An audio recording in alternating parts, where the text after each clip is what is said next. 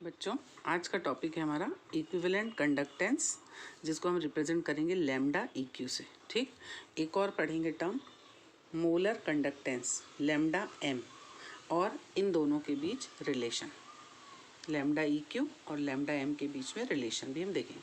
ये तीन टर्म्स देखिए। सबसे पहले आ जाओ, लैम्डा EQ क्या होता है।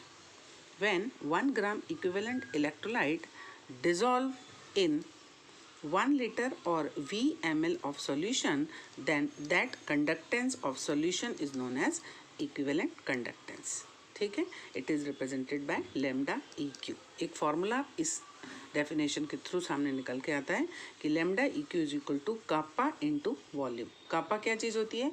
स्पेसिफिक कंडक्टेंस है। इस चीज़ को हम पहले ही पढ़ चुके हैं। ठीक है, तो lambda EQ is equal to kappa को आप K से रिप्रेजेंट करोगे, वॉल्यूम को V से।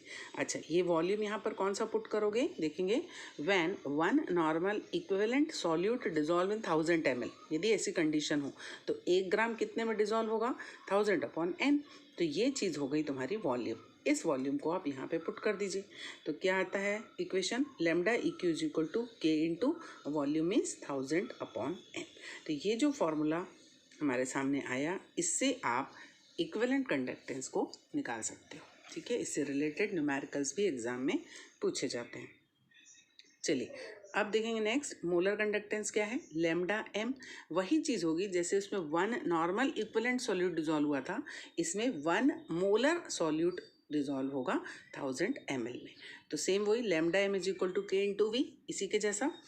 ठीक, तो lambda M is equal to K into volume कौन सा होगा, देखेंगे। 1 mole of solute dissolve in 1000 ml, तो 1 ग्राम कितने में? 1000/m। जैसे यहाँ 1000/n था, यहाँ 1000/m हो जाएगा। ठीक, इसको पुट कर दो इस वॉल्यूम में, तो lambda M is equal to क्या आया? K into 1000/m। इस फॉर्मूले को भी आप ध्यान में रखेंगे। चलिए अब देखेंगे हम दोनों के बीच में क्या रिलेशन है। तो दोनों के फॉर्मूले लिख दिए मैंने। Lambda EQ is equal to K into 1000/n और लैम्डा M अभी निकाला हमने K इंटू 1000/m। क्लियर? अच्छा, एक और आप ये फॉर्मूला याद रखेंगे। N normality is equal to होता है molarity into total positive and negative charge ions. ये फॉर्मूला होता है, आप इसको लर्न कर लीजिए।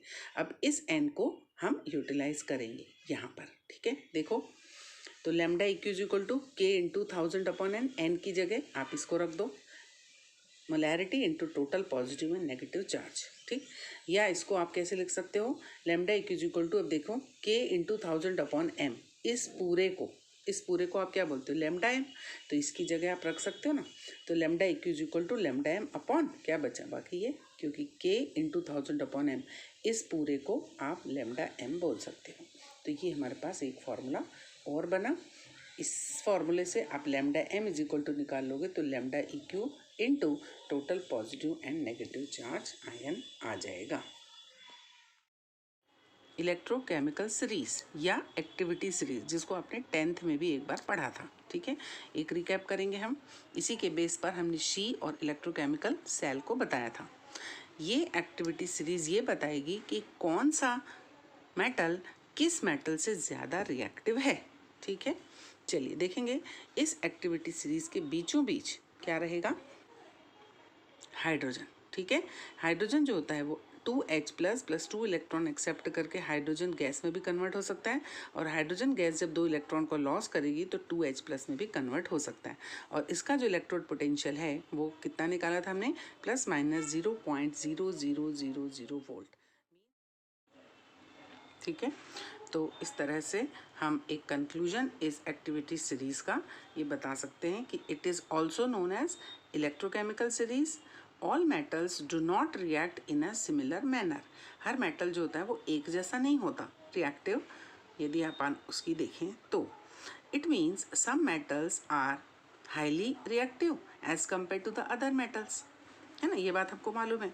सो the arrangement of various elements in order of increasing value of standard reduction potential is called activity series. तो जो स्टैंडर्ड इलेक्ट्रोड पोटेंशियल है उसको हम एक ऑर्डर में अरेंज करेंगे और उसके बेस पर हम बता पाएंगे कि कौन सा मेटल किससे कितना रिएक्टिव है। ठीक है, and reactivity of elements determined with respect to she, that is standard hydrogen electrode. यहाँ पर आप देखिए सीरीज में बीचों बीच हाइड्रोजन है, मीन्स इसका इलेक्ट्रोड पोटेंशियल 0 है।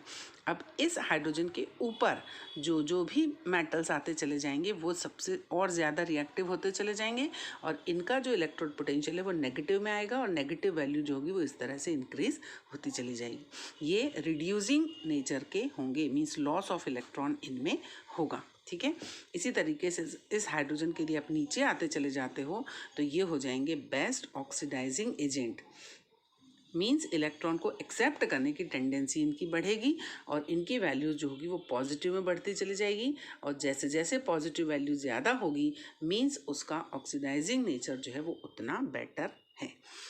तो क्या सीखा आपने कि ये जो एक्टिविटी सीरीज है ये एक कंपैरिजन बताएगी कि हाइड्रोजन के कंपेयर में कौन ज़्यादा रिएक्टिव है, ऊपर वाले, और जो उससे लेस रिएक्टिव हैं वो उसके नीचे रखे हुए हैं, और नेगेटिव वैल्यू बताएगी रिड्यूसिंग नेचर को और पॉजिटिव वैल्यू बताएगी उसके ऑक्सीडाइजिंग वैल्यू को।